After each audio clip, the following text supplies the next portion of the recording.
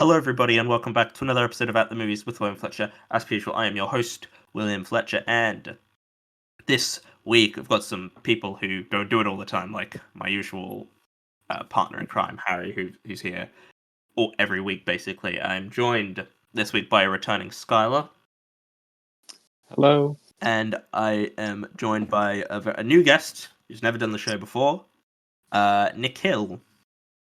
What's up? And this week we are going to be looking at the entire career of Paul Thomas Anderson, because he has got a new film coming out. We're going to be talking about all of his films. Well, rather, Skylar and I are going to be talking about all of his films. Yeah. Nickel will be talking about 3 of his films. So that's right. Yep. I've seen all of them. I watched the last 3 of his films I hadn't seen over the past few days for the purposes of this. I'd been meaning to watch them anyway because it's Paul Thomas Anderson, but I watched them, for the purposes of this. So just in a sort of broad general sense, I like Paul Thomas Anderson, but I don't love Paul Thomas Anderson. I think he's good. I think he is a good filmmaker, but he's not a filmmaker I would personally hold up as one of the all-time great masters of the craft in a way that I know a lot of other people do. And I don't know, maybe you two will hold him up there as one of those people. Yeah, I guess I would say that he's quite fantastic. Maybe I connect to like some other directors more emotionally or personally than PTA, though I think based on the number of films he's made, he's very consistent and hasn't really made a mediocre film in a long time. And I think in the technical sense, he's a very fantastic director and directs actors extremely well. And I think he's improved as a writer over the years. I overall love the majority of his films. I think I have some like unorthodox favorites to an extent. Yeah, to start with PTA, his first film, Hard 8. I mean, I don't think we really need to say much on it. It's fine. It's a debut. I think as a debut film, I've seen much worse. But I've also seen considerably better debut films from people, like from Tarantino and Sam Raimi, Tom Ford. But it's a very watchable first. Like, it's not a bad film by any means, but I really don't have anything to say about it because, well, who cares? Who wants to talk about? Who wants to like listen to people talk about? You know what I mean? It's like. Yeah. It's not why you're here, you know. It's like, yeah, I mean, I give it a 7, a low 7. Yeah, but it is a 7. Yeah. Hard 8 is a light 7. That's true. We move on to his next film, Boogie Nights.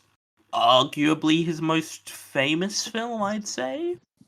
Maybe I think There Will Be Blood is his most acclaimed. Yeah, after There Will Be Blood, it's the fan favorite, I would say. And Magnolia as well, but I don't know if that's on the same level. I mean, I'm just going to say that this is... we're peaking very early on for me. It's all downhill from here. Yeah, enjoy the positivity. I like it a lot. Yeah, I think it's very good. It's a very good film. How do you guys feel about it? I think I have no opinion. Yeah, I was gonna ask, is this one of the ones you've seen? Or I've seen a couple scenes from Boogie Nights, but like the ending. The scene. I think it's the Mark Wahlberg like mirror scene. I think it's very, very good. I would say like Boogie Nights is probably the most unapologetically fun PTA movie. Yes. Like, it's just a vibe. It's just a really, really good time with a really, really good ensemble. And like the one time Mark Wahlberg has ever been good. Yeah, no, that's very true. Yeah. Julianne Moore is great. Philip Seymour Hoffman's great. Of Mm. course, naturally. Of course. Yeah. Yeah.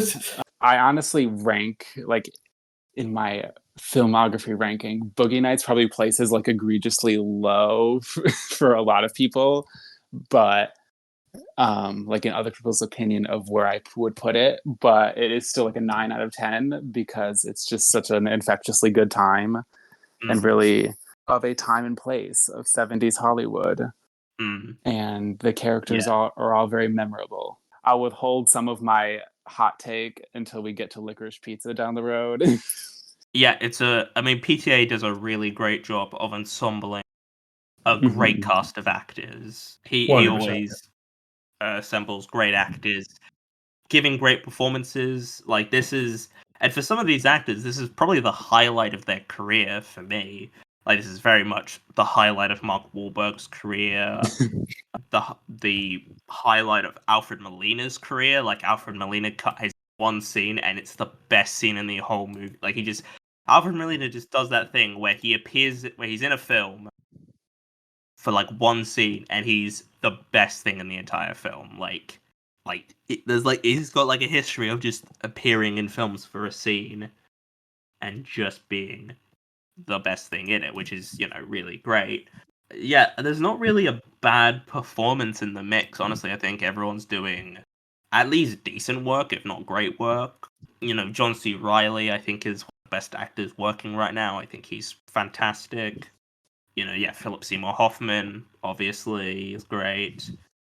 Don Cheadle for supporting the role. You got Heather Mhm. Graham, Luis Guzman. It's a really great ensemble of actors.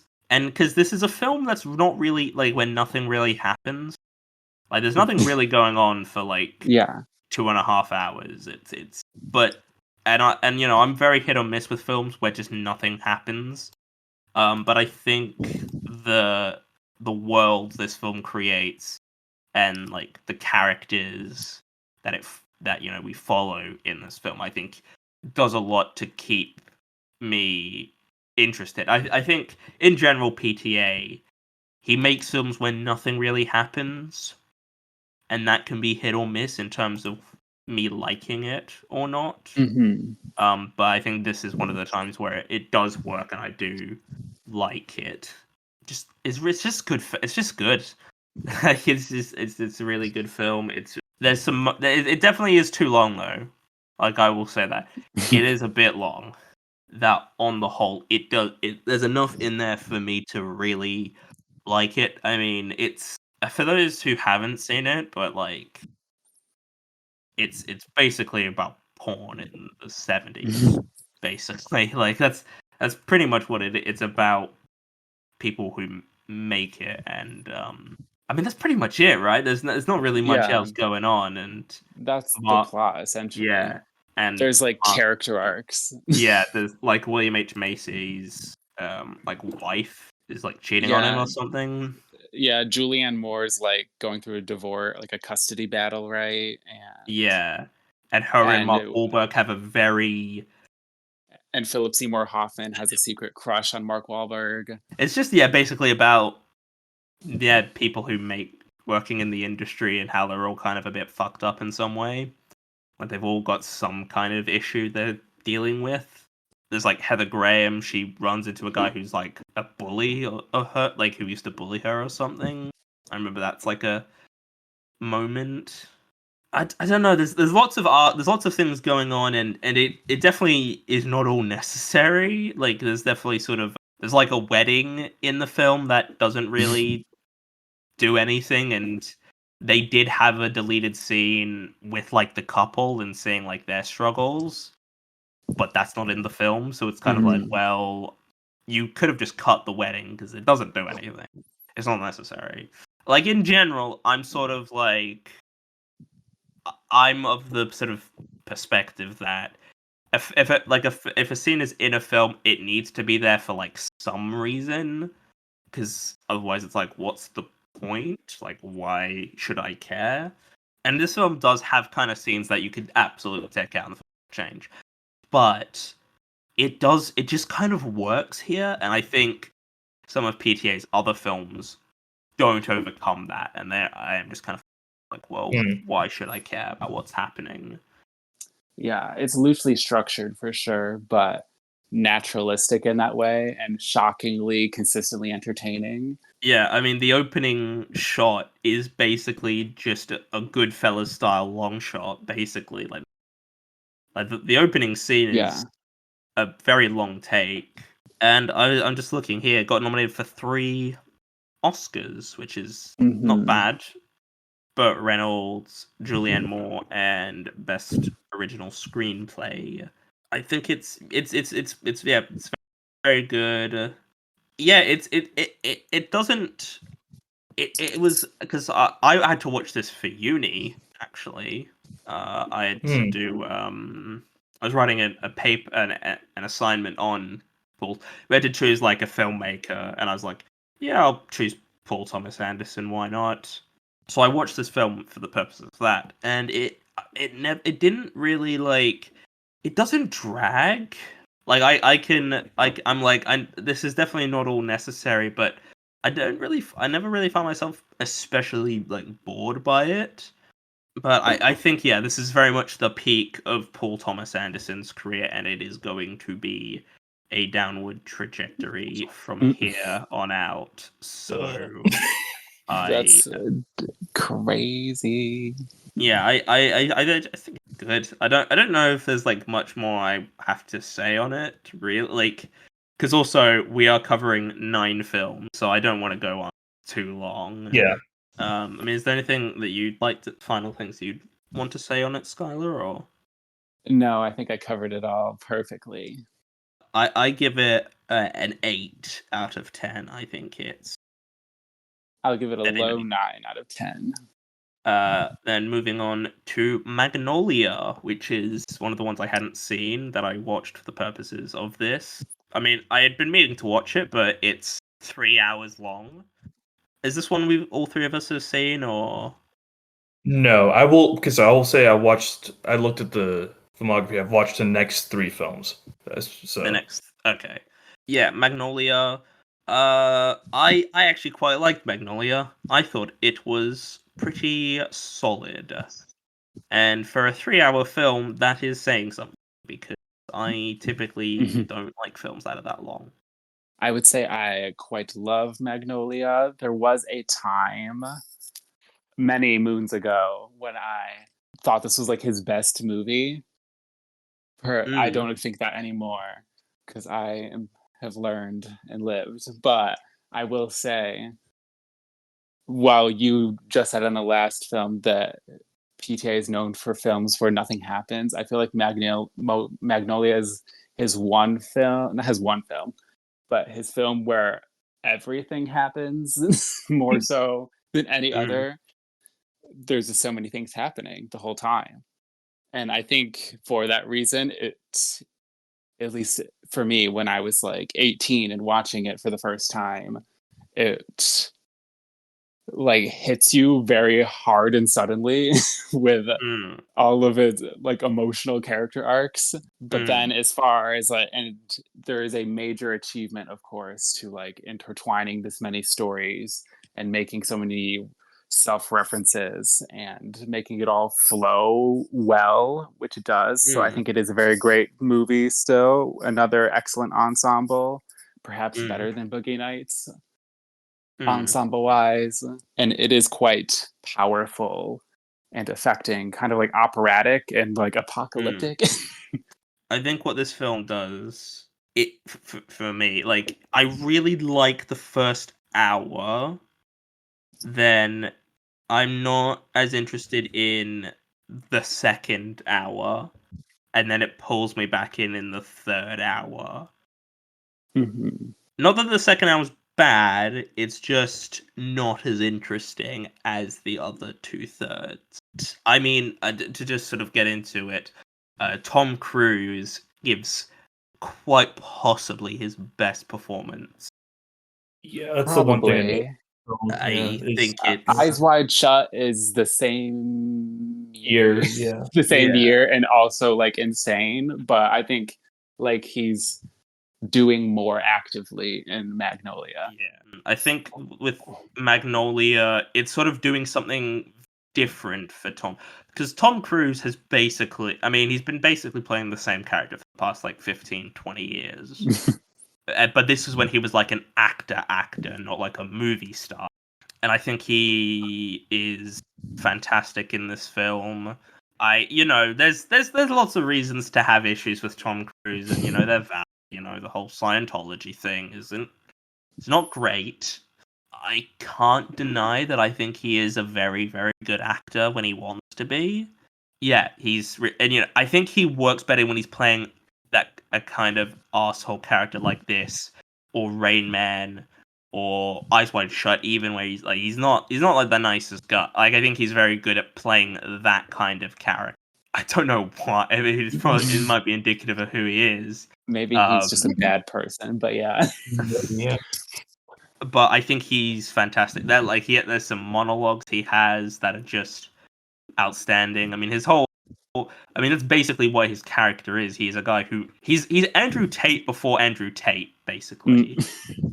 Like, that's basically Fair what enough, his I character guess. is. Yeah, he's like Yeah, he is like a men's rights act.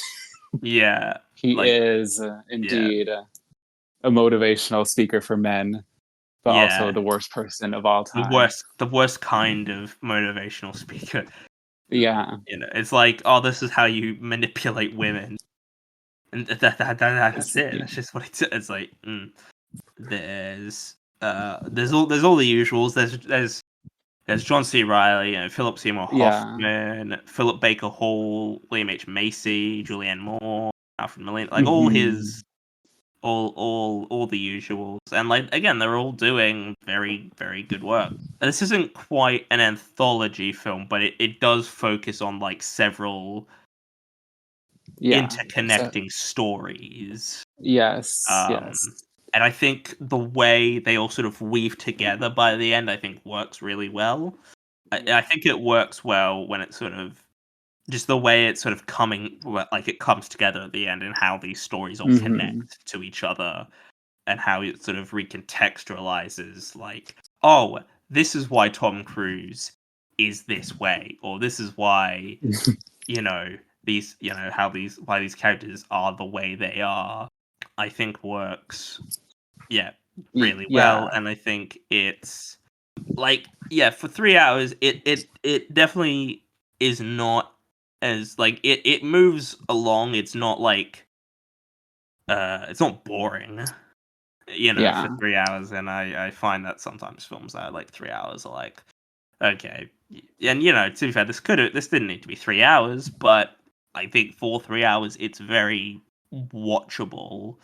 And I'm just looking, and Tom Cruise was nominated for Best Supporting Actor. I don't know why, but in my mind, I thought he wasn't. That was an iconic lineup, and they gave it to the worst person. Yeah, because it's Michael Caine.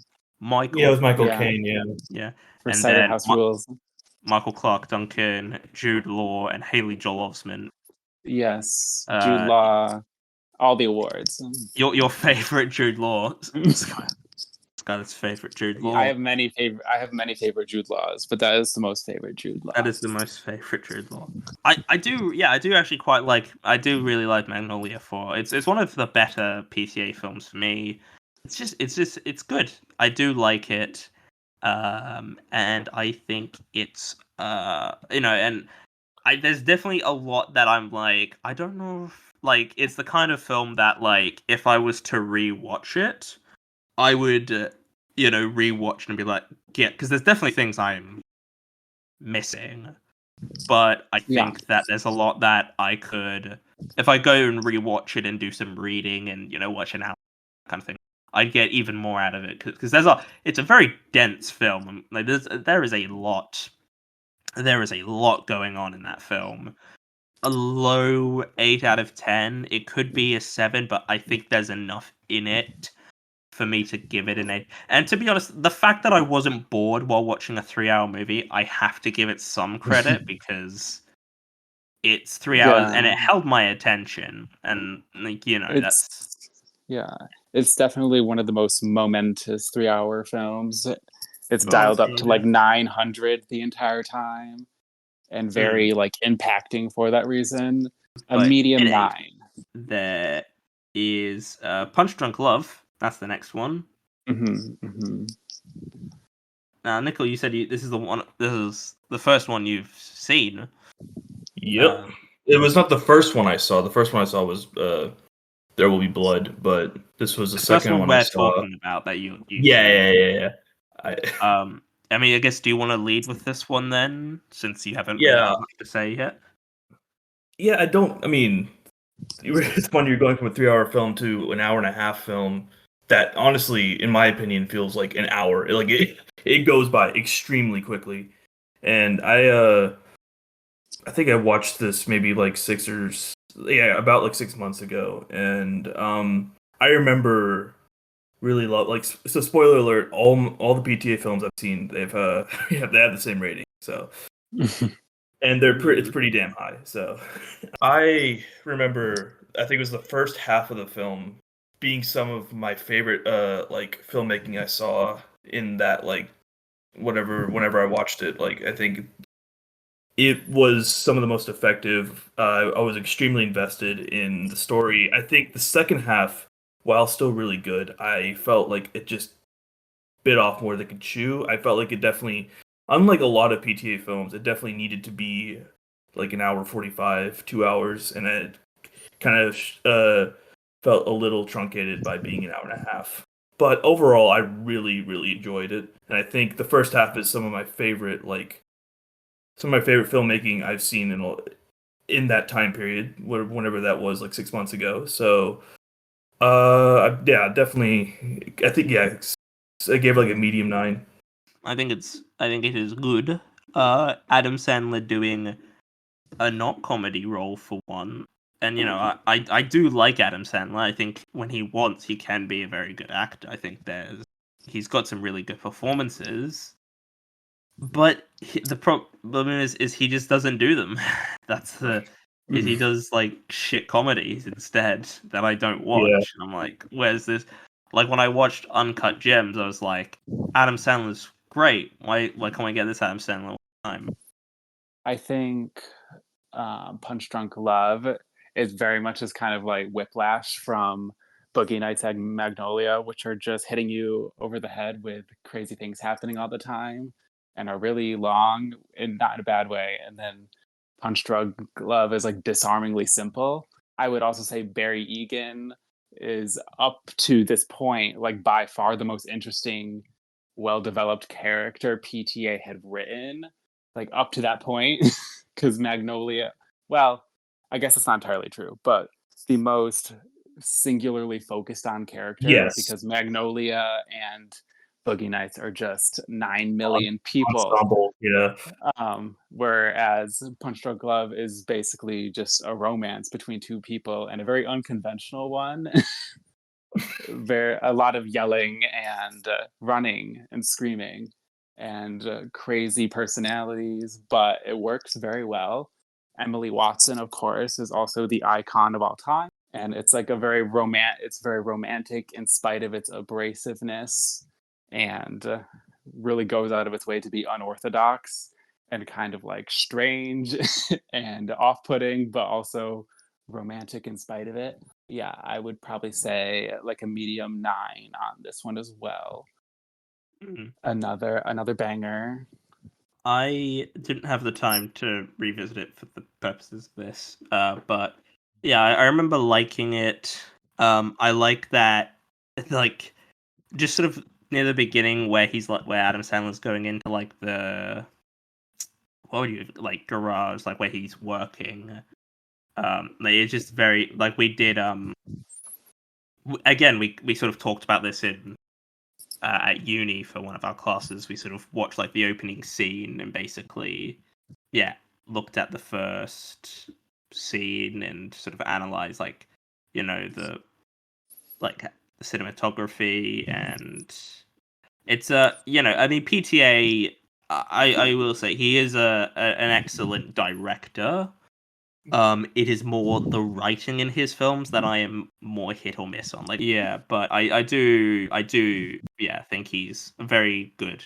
I mean, I don't really have much to say on Punch Drunk Love because I did not have the time to rewatch it, but I have it rated as a very low 8 out of 10.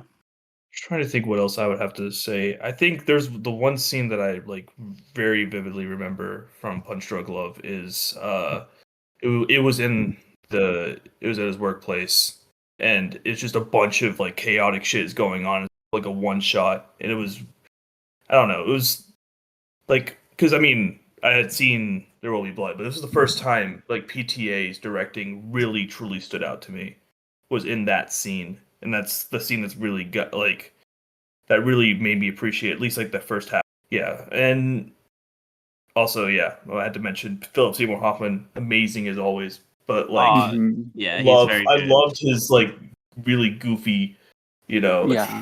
goofy character. And then we move on to There Will Be Blood. I am definitely going to be the least positive about this film. So I don't dislike it. I just don't think it's really all that. I think Mhm. I mean, first of all, No Country for Old Men deserved Best Picture over this. It did. Like, very, very easily. No Country for Old Men deserved Best Picture. But yeah, There Will Be Blood. Yeah, Best Picture nominated. Nominated for a lot of things, not just Best Picture. It's nominated for lots of things. Yeah, all the Don't remember how things. many it had, but A it got lot. nominated for a decent amount. Got Best Picture, Director, Actor, Adapted Screenplay, Art Direction, Cinematography, Editing, and Sound Editing. Paul Dano missing is kind of random, but it's Yeah. fine. I mean, maybe it's because Paul Dano's not very good. Oh well, Okay. All right. whatever. Yeah, no, I don't like Paul Dano. I don't like Paul Dano in general. I don't think. I think he's. I don't. It's so sad. I. I've never seen Paul Dano, like, in every film I've ever seen Paul Dano in. I think he's the worst thing in it, and I've seen him in quite a few things. Like, he's not good. I don't really like him in The Fabelmans. Sad. Don't really care for him in Little Miss Sunshine. I thought he was really quite bad in The Batman. Actually, I thought he was really terrible in that. Actually, yeah, I'm not. So him missing Best Supporting Actor, I'm kind of like, yeah, that's fine. I don't care. I because this is very much Daniel Day-Lewis's film. Of Yeah. course. Yeah, This of is his course. film, and yeah, it's a great performance. Like, everybody knows Daniel Day-Lewis is phenomenal. Like, I don't think there's anything I can really say about it, because we know he's great in this film, and we know Daniel Day-Lewis is a great actor. He's weird and he's a bit mental, but he's a good actor. He's but I think a lot of the best actors are kind of insane. What I don't need to say anything really, because I can just say Daniel Day-Lewis and like you just know what I mean. Like, there's nothing Yeah. to add to it. Yeah. It's Daniel Day-Lewis and There Will Be Blood. We know it's good. Like, I don't know. I think the thing with him in this film is I think his performance is like so good that people, at least from my perspective, if people sort of overlook the rest of the film, because I honestly, when Daniel Day-Lewis isn't like being Daniel Day-Lewis, it just kind of isn't that interesting. Like, when we're not focused on him, I don't really care. And like the best scenes of the movie are when Daniel Day-Lewis is going insane. Like when he's near the end and he's like throwing bowling balls down an alleyway and he's saying, "I drink your milkshake." Like that's great. Yeah. Besides, like, I'm honestly not that blown away by the not like anything that isn't Daniel Day-Lewis's performance.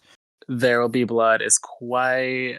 I mean, I'm all for No Country for Old Men winning. I would Yeah, me probably too. prefer that if I had to pick. Yeah, same. Though There Will Be Blood is quite masterful, classic. Like, it feels like a very classic film that should have come out way before 2007 in the best way.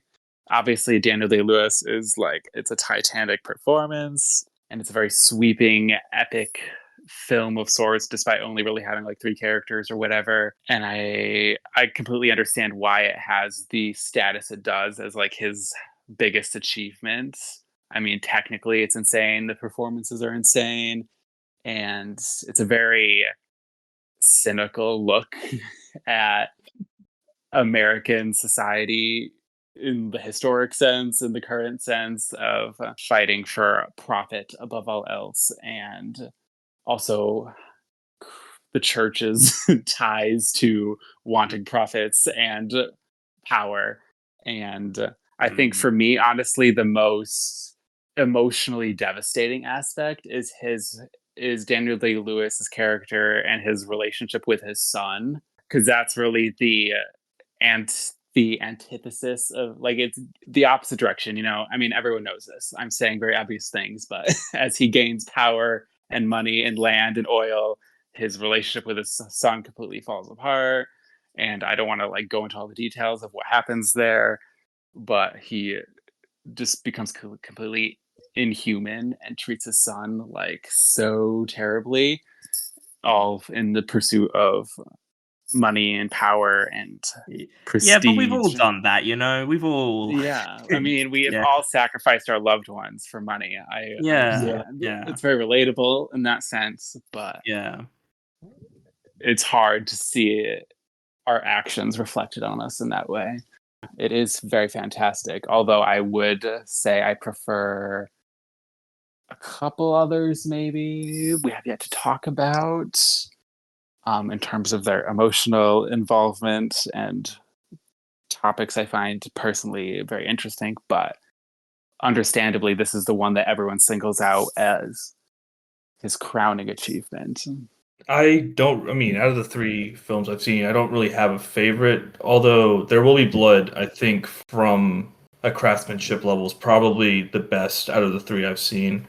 Obviously, I can't, the thing is, most of my praise is Daniel Day-Lewis, but unlike William, I think his performance is sort of the reason why the film works at all, but also, it elevates it to, it's the glue, right? So a lot of the because the movie, while it is just the sweeping epic, it is very much just a character study at the end of the day, and it's totally. just it has that structure where it's not like nothing happens, but it's definitely not like a traditional structure whatsoever. And I think that's why I think Daniel Day-Lewis, his performances, that's why it elevates the film to such a high extent for me. And it's not to me it doesn't make the rest of the film worse. I think that's what William is implying, I guess, with how he views Daniel Day-Lewis's performance in the context of the film, whereas I think Daniel Day-Lewis is kind of just the film, in my opinion. So, I mean, obviously Paul Dano is amazing, and I think the couple actors who play his son are really good too. That's definitely, like Skylar, the tragedy between him and his son is very definitely emotionally devastating. The cinematography also is probably my favorite shot PTA film, and I think it's definitely the most evocative in terms of its cinematography for me. But overall, yeah, I think, like I said, I give every PTA film I've seen the same rating. So yeah, medium 9. I'll boldly jump up to a 10 on this one. Nice, it's very classic and boy. classic seeming. The corruption of man via greed is like a quintessential American topic in cinema.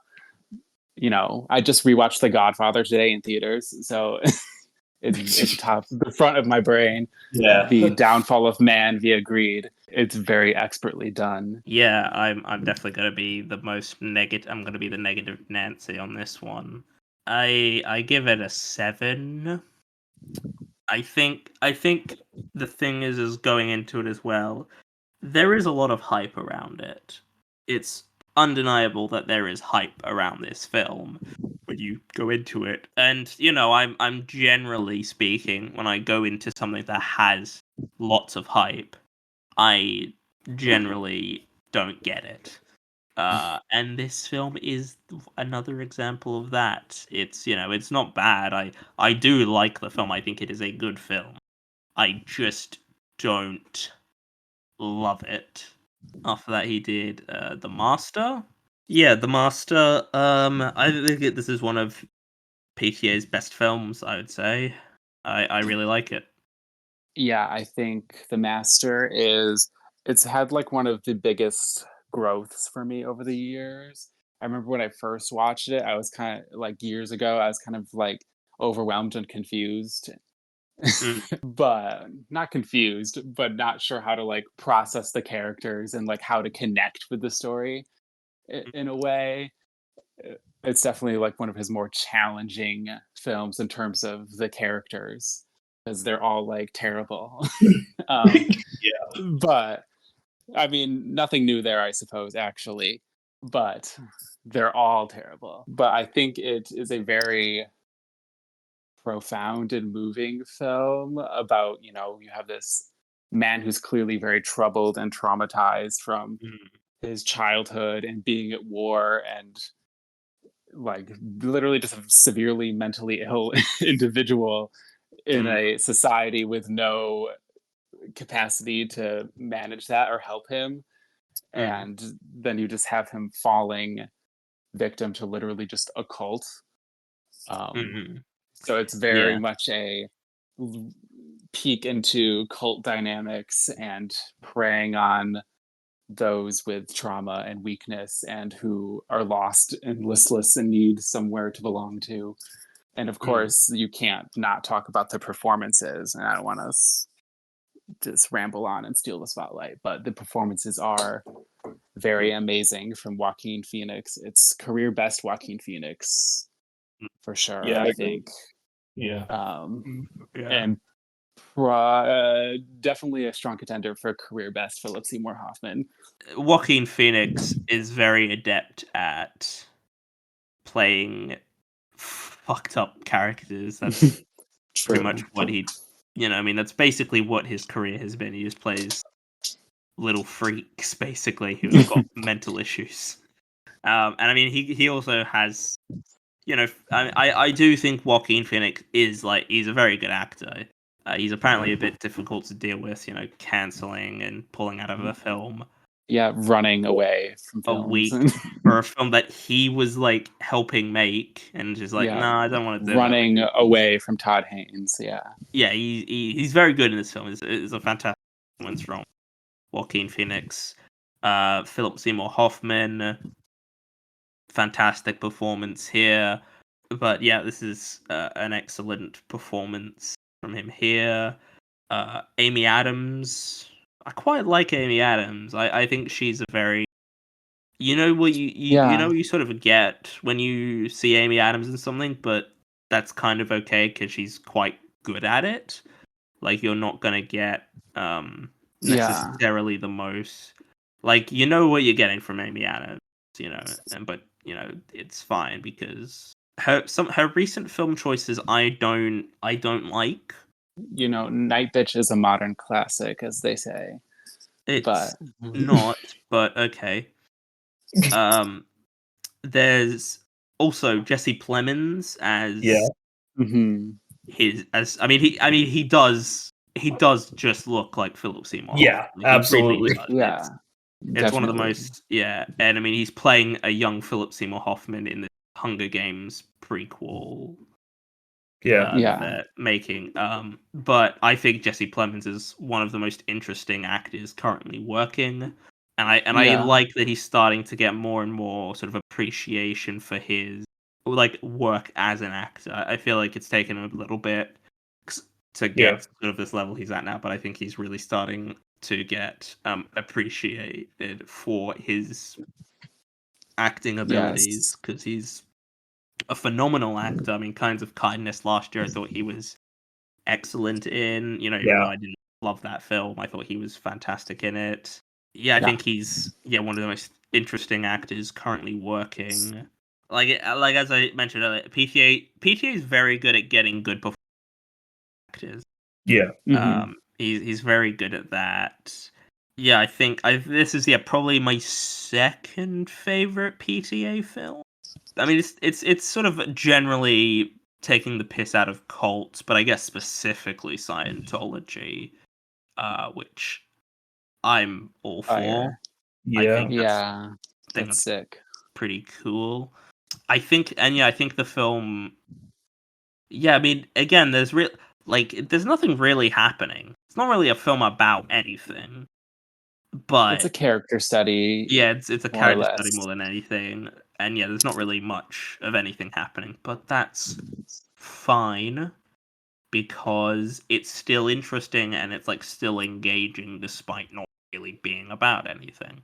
And I think there's a shot like near the beginning where it's Joaquin Phoenix on a boat, Hmm. and it's this like overhead shot of him like lying down on this boat like as it's going across the Yeah, water, and that's like a fantastic shot.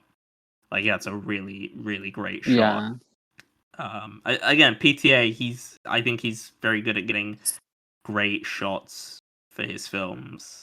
You know, and I think there are like films that deal with people who deal with trauma or like PTSD or something like that.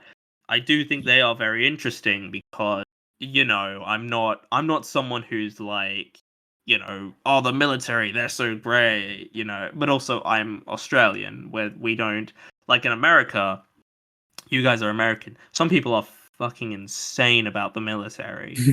Like Yep. true.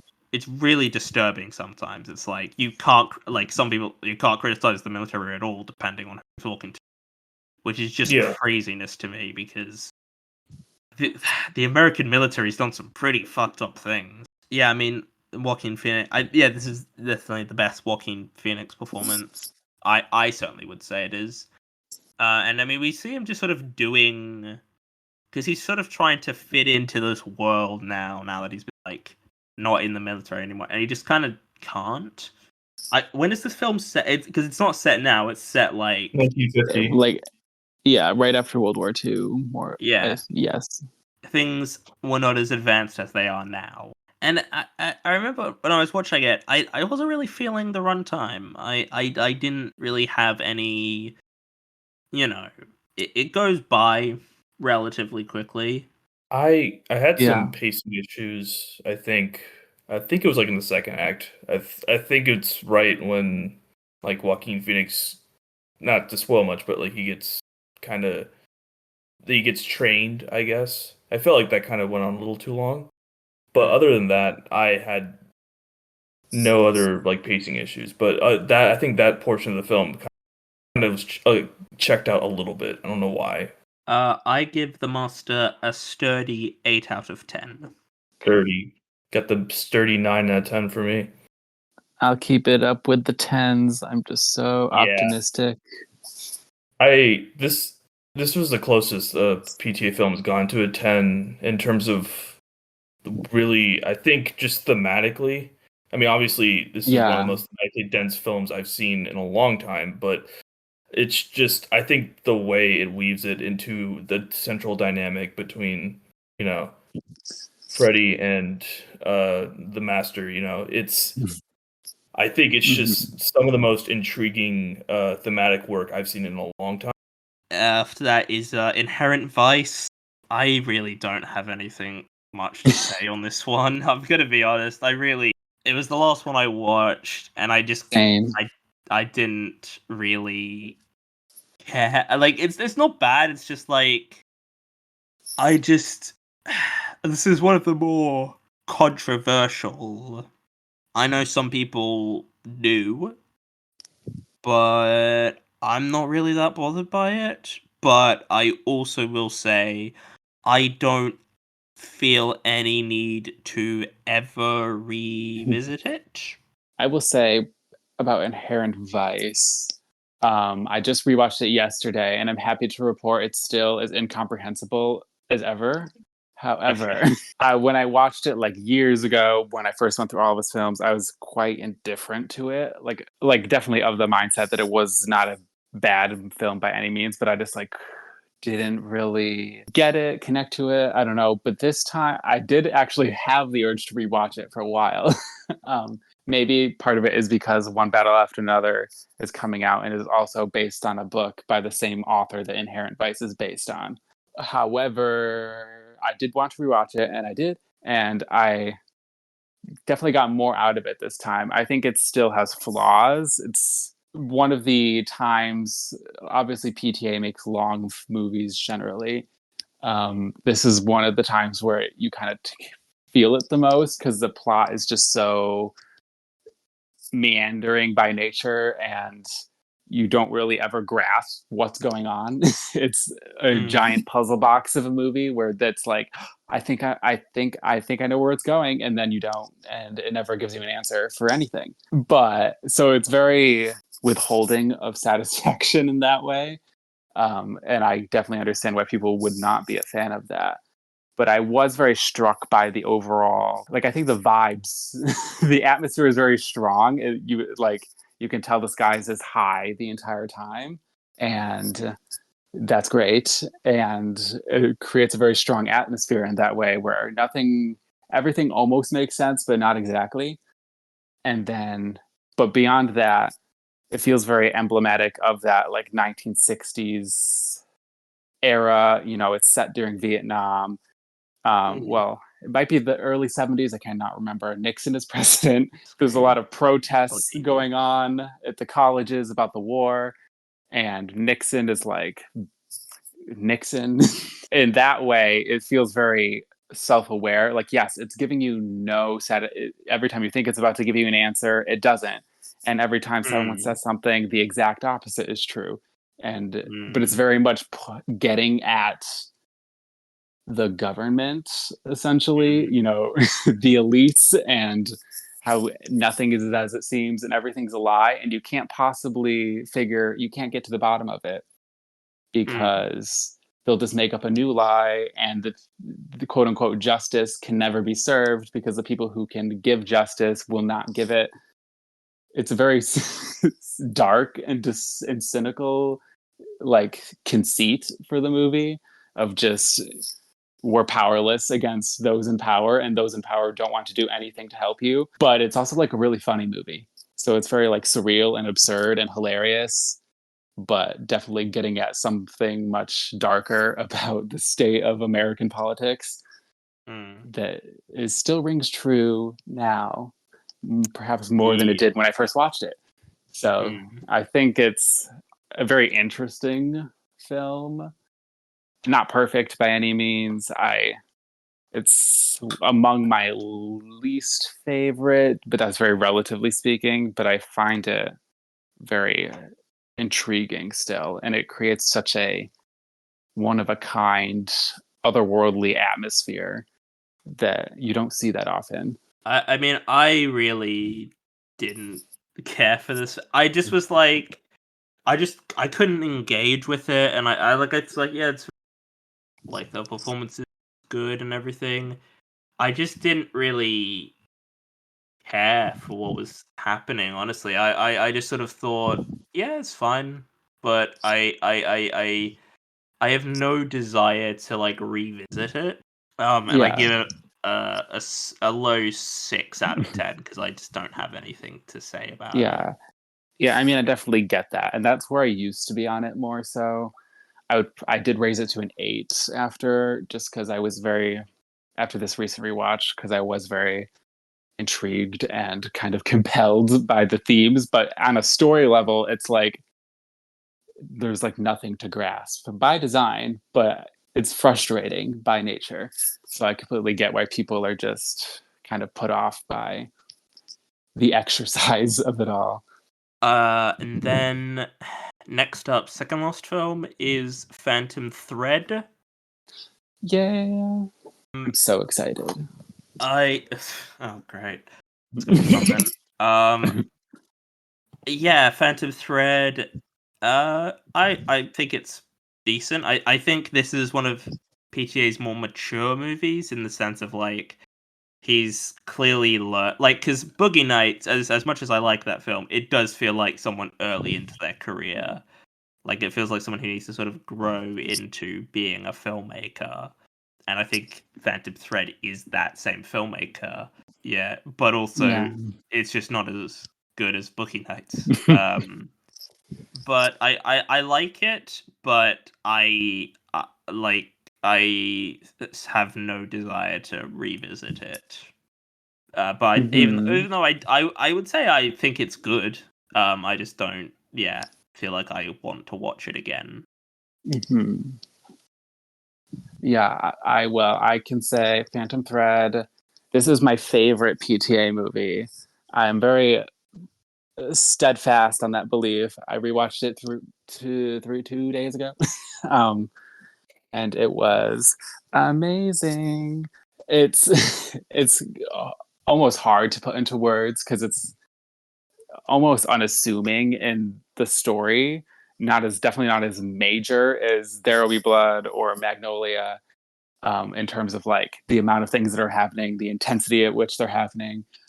But I find Alma and Reynolds to be probably my two favorite PTA characters. I think it's Phantom Thread at its heart is a very tragic romance, but also very like disturbing and toxic. In typical PTA fashion, everything is disturbing and toxic. I think that this is also hot take. My favorite Daniel Day Lewis performance. I think he's better in this than he is in There Will Be Blood. Well, he's equally amazing in both, but what he does here is much more nuanced and interesting to me. Like he's so brutally mean all the time in Phantom Thread, but it comes from such like a pitiful place, and he just wants someone to control, but also someone to like care for him essentially. And then you have like Alma, who is a very insecure woman. She's never liked herself, never had faith in herself, and she wants someone who needs her.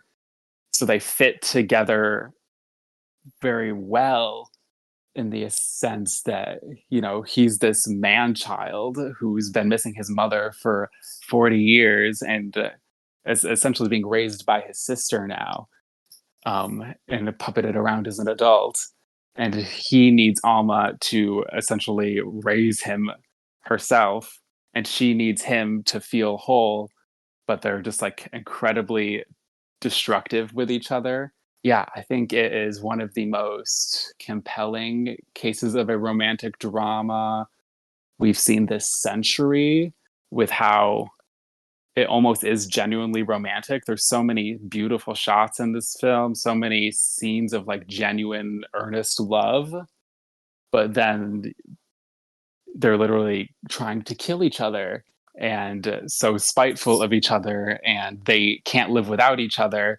but they will die almost literally if they stay around each other. And yeah, it's quite compelling, very much a codependency type of movie, but like genuinely romantic, but genuinely toxic and tragic. And you can tell like by the end that neither of them have learned anything. They're just down spiraling in the completely wrong direction. Like it's never going to end well. And yet there's like a beauty to how it's framed, of like this tragic love, if you can call it that. I don't know. It's very hard to put into words, to pin down, to like refer to it as any one thing, because it's so expansive across the emotional spectrum of what real people feel and go through. I would say The Master is still like the most capital A acting movie PTA has made, between Phoenix and Hoffman and Adams. But this comes close between Daniel Day Lewis, Vicky Krieps, and Leslie Manville are all amazing. And like every scene is just them like biting at each other. And I find it incredibly exciting to watch how they all just fight each other the entire movie. I mean, this was Daniel Day Lewis's first performance in like 5 years. Like because he basically retires. Like he's like says, He just yeah, retires every time. Yeah. I'm Yeah, like, he yeah, said this is that my in the last documentary. movie, and he's coming back for a new film this year. Yeah. It comes out next month, but it is just a Yeah, favor for his child. So yeah, probably he'll just be done after that. and yeah, I do think it's interesting that this is the one. This is one of the ones he chose to make, because it's like So you wanted to pick the movie where you just play a guy who just sort of a bit of a dick. Which, there's nothing wrong with that as like wanting that, choosing that. It's just like, I mean, we haven't really talked about it, but like actors who like method actors, I generally find them annoying. Yeah, method acting is dumb, but I like and I mean method acting in the sense of like staying in character. Like that's stupid. I don't care for that. But the whole method acting of like, you do research on a character and if you're playing like a real person and you do research on them and read about who they were as a person, like that's fine.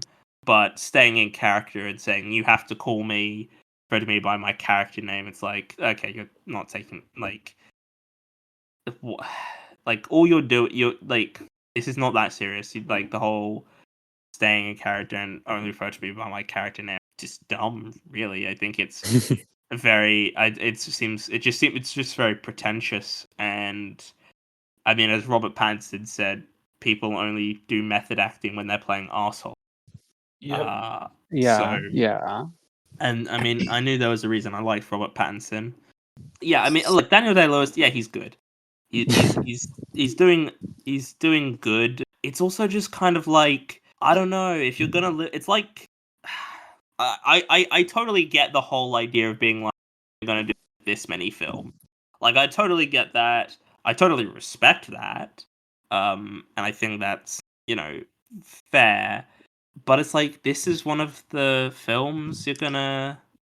It's like Yes. Tarantino being like, I'm only gonna make 10 films, and I'm like, really? You have the fact that you made Death Proof? Like you're okay with Death Proof being one of your 10 films? Like, I'm okay with that. Yes.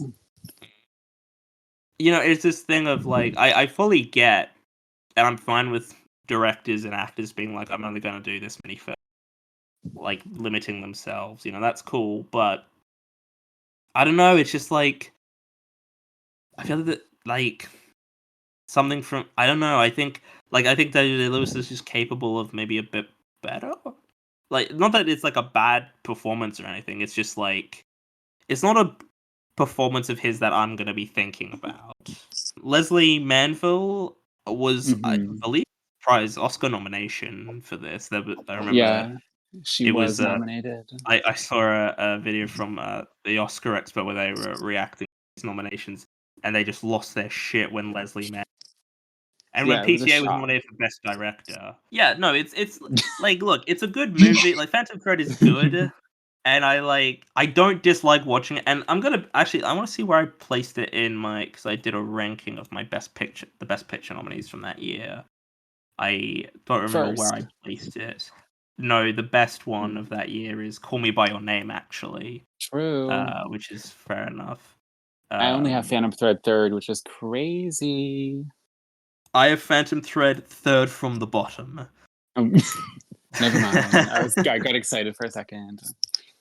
It's just above The Post and Darkest Hour. I'll take it. But then, yeah, it's Lady Bird, Get Out, Dunkirk, Three Billboards, The Shape of Water, and Call Me by Your Name. Yeah. I mean, Phantom Thread is amazing and the best PTA movie, but it is only third because Call Me by Your Name and Lady Bird did change the trajectory of my life. But yeah, Phantom Thread is fine. I give it a 7. Mm-hmm.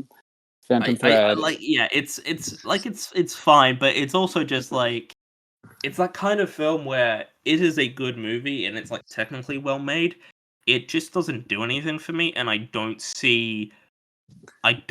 feel an urge to revisit it. It is good. I go all tens across the board, and if it was at Cannes and I was a jury president, I would give it the Palme d'Or, and I would still give Amelia Perez 2 awards. Also, we haven't talked about this. We probably should have mentioned this before. Johnny Greenwood Mm-hmm. has done the score for what Many. several PTA films. I'm just looking here. There'll Be Blood, The Master, Inherent Vice, Phantom Thread, and he's doing One Battle Off. Yeah. Okay. And he did Licorice Pizza technically, but there's like no score. I mean, I like Radiohead. I think Radiohead are good. I think isn't Johnny Greenwood a bit of a Zionist, or is that a different member of Radiohead? I know there's like some of Yeah, Radiohead are kind of he's problematic, it seems. that's Yeah, unfortunate. Tom York is also kind of problematic, but people just say he should. But the Phantom Thread score is sensational. But we move Crazy. to the final film we will be talking about, Licorice Pizza. So I have talked about this I did an Oscars episode, so I talked about this then. Again, it's a film where nothing happens. That is true. It's Um, perhaps the most true of this film than all yeah, others. it's basically PTA's Once Upon a Time in Hollywood equivalent. Kinda, yeah. It's just about living it's like what LA basically in the 70s, growing up in the Yeah, it's 70s. Encino Valley, technically, I think. Yeah. I'm not from California, but Mm. it's like the valley over or whatever. I think there's Yeah. something important about that. Yeah, there's Alana Haim. Haim, Yep. yeah. Well, PTA, I haven't mentioned this before, but I probably should now. PTA just likes naming characters the same as like the actors. Yeah, like Daniel, Mhm. Plainview. Like and like John C. Reilly, all his characters are just called John. And like these actors, they just all have the same. They just all Yeah. got the same names, which I guess it makes it easier for writing. There's Cooper Hoffman, the kid Mhm, of Philip mhm. Seymour Hoffman, who, from what I've gathered, he wasn't really trying to be an actor, and then he just kind of got I think pushed, PTA just enlisted him. enlisted. Yeah, and now he did Saturday Night. He's in The Long Uh, Walk, along, which is yeah. apparently good. He's apparently in the new Greg Araki film. Sean Penn, problematic Sean Penn, because Benny most of these actors, Safdie. Benny Safdie, who I think is not good. I don't think Benny Oh. Safdie's a good actor, and I don't. Mhm. I'm very sick and tired of him trying to be an actor because he's not good at it. Aw. I don't think. I don't. I thought he was probably the worst actor in Oppenheimer. I didn't think he was that great in Good Time, and he's opposite Robert Pattinson, who is giving a fantastic performance. I didn't think he was that good in The Curse. There's Bradley Cooper, who I also am not sold on as an actor, and I don't think he's particularly good either. He has a fun cameo in this, though. It's probably his best performance I've seen, but I'm really tired of him just making Oscar bait and trying to win Oscars because I mean, true. they're not good. They're not good. There's an actor called Skylar Gisondo. Gisondo. Yeah. Yes. Now Jimmy Olsen. Same name as Skylar, so Skylar, you're obviously a fan. Yeah. I people support have- all Skylers. There's the waitress from Always Sunny, apparently, in this.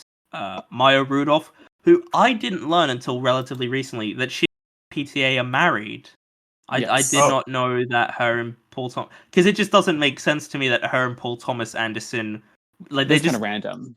it's like, Yeah, what it is definitely- circles would they have been in where they would meet each other? You know what it's like, it's interesting, like, like how they met, because like she's a comedian and he's not, and it's like how did they meet? Because it's just interesting. Yeah, there's one thing I want to mention about Licorice. There's a bit where one of the characters does a really racist like Chinese accent or something. Yeah. Am I what is the is there like a reason for that I'm just not remembering, or is it just I mean, it's to make him look stupid, but it's not like a great thing to include in the film, admittedly. I don't know. It just seems. It just seemed very. When I watched it, I was like, "Oh, that's a strange thing to do." I mean, we haven't really talked about it, but I mean, this film is basically Alana Haim no, Cooper Hoffman trying to get with no, that's illegal. And then they do at the end of the film because Perhaps. yeah, which is I think there's like a interesting I think there's can be a conversation because I think there's sort of about like is this like well I guess the question is how is the film portraying this relationship?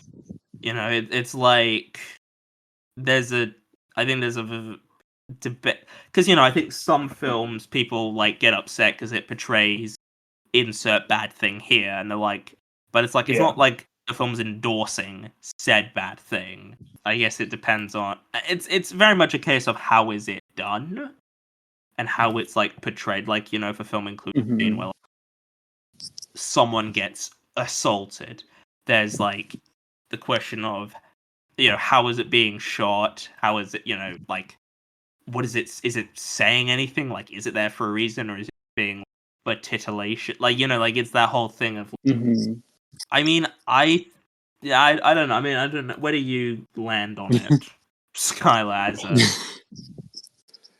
I mean, this is a very heavy angle to approach the film with, but but I I get that, I but think I think no, you're you can't, you have to talk about it to no, I some, agree. like it's worth I discussing.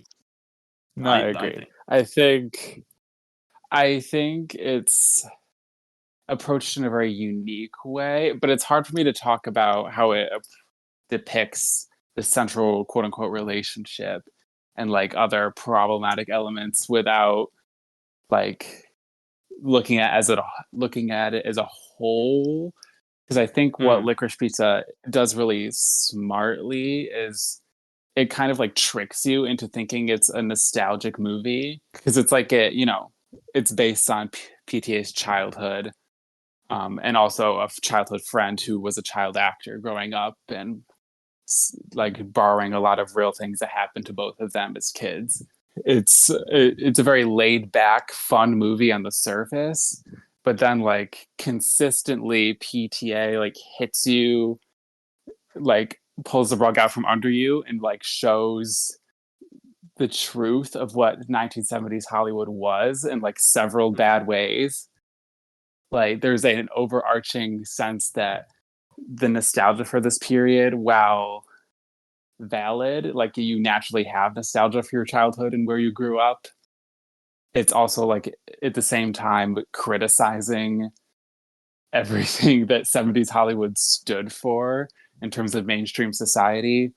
Like you have casting directors like making anti-Semitic comments about Alana Haim in the movie. Obviously, people being flagrantly racist against Japanese people. You have like weird movie executives who are like hanging out with much younger girls and getting drunk and taking them on motorcycle rides. And then like the central quote unquote relationship, it's kind of like attached to all of that, I think, where you have these two characters who clearly should not be together, who are clearly not good for each other in any respect. They kind of like there's this whole overarching sense of like so many terrible things occurring within 70s Hollywood, but it's such like a superficial, materialistic, flashy subset of American culture that no one is really wanting to address like the darkness beneath it all. I think that's like the point of Licorice Pizza. Look, this is such a fun hangout movie. You can watch this and it's like hanging out in the summer. Isn't it so fun and nice? Don't you want to reminisce about your childhood?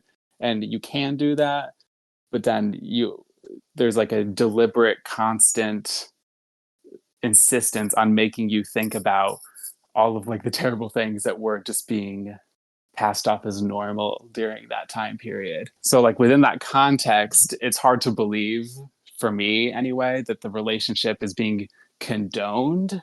I'm not saying it's like going to great lengths to condemn it openly. I think it does want to view Alana and Gary as like people with very complex problems.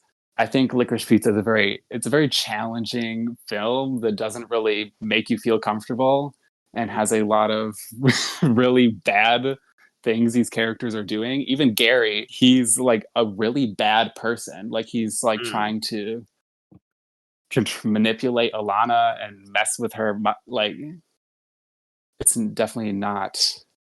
These are all bad people once again.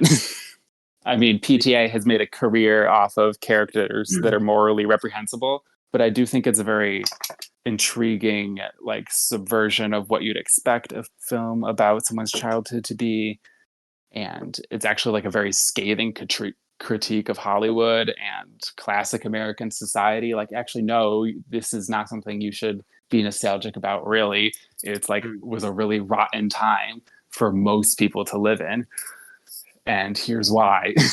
All of these characters are actually suffering and in pain and unhappy, but and it's all because they're just striving towards this monetary success, this public aware, they want to be famous, they want to have money, they want all the glitz and glamour of Hollywood, but they're all deeply tragic characters. Like, I don't think there's a single character in this movie that seems like they're happy about anything, but they're just existing in the way society forces them to.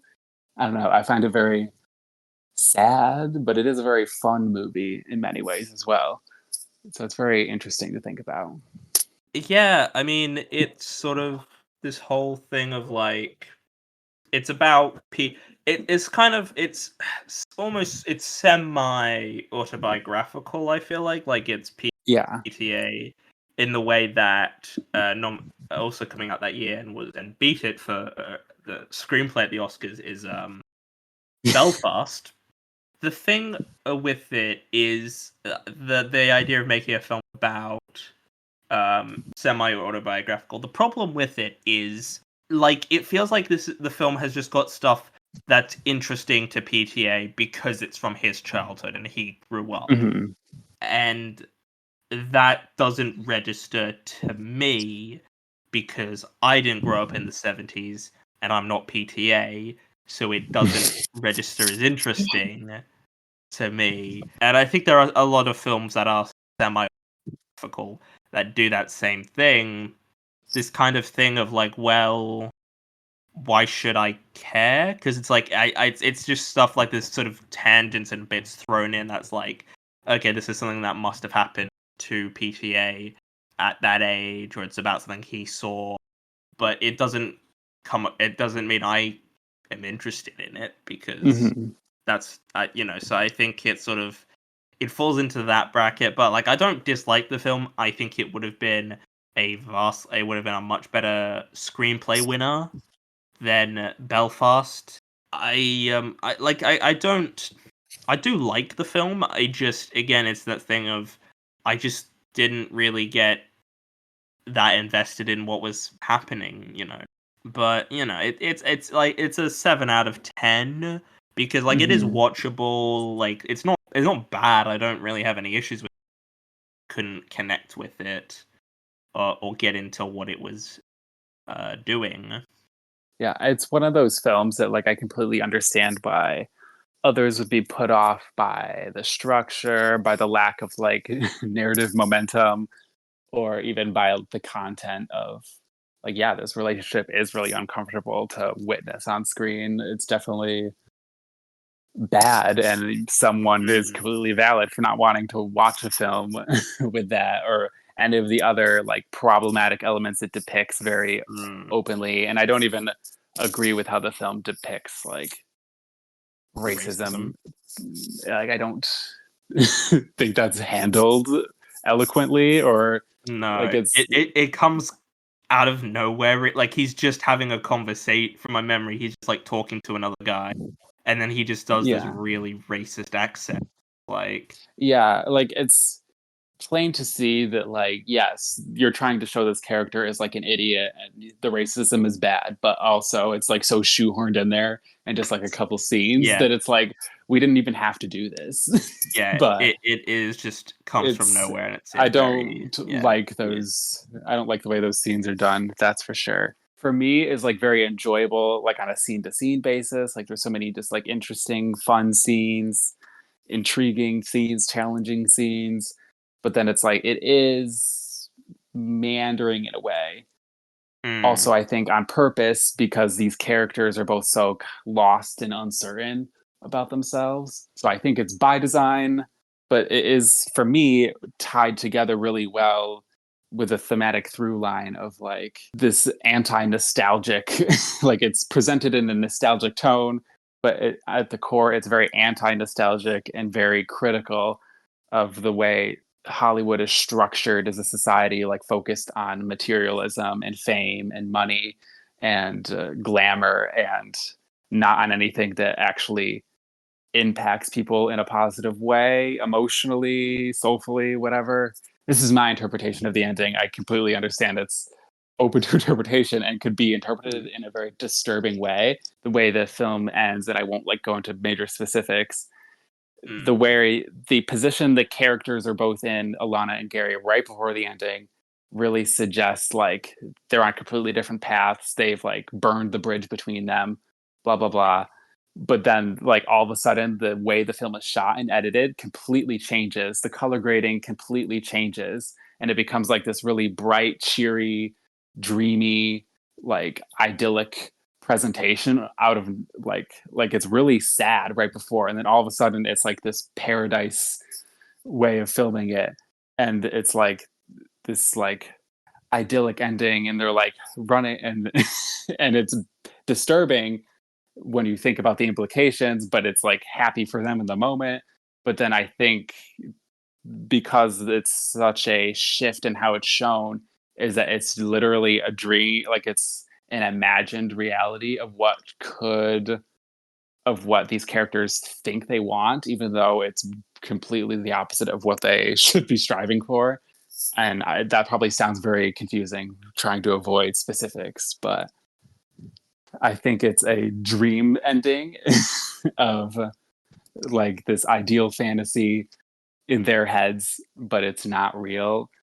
Because that would kind of just backtrack everything the film was setting up to that point. That's how I like interpret the ending in very ambiguous terms, and not trying to spoil anything.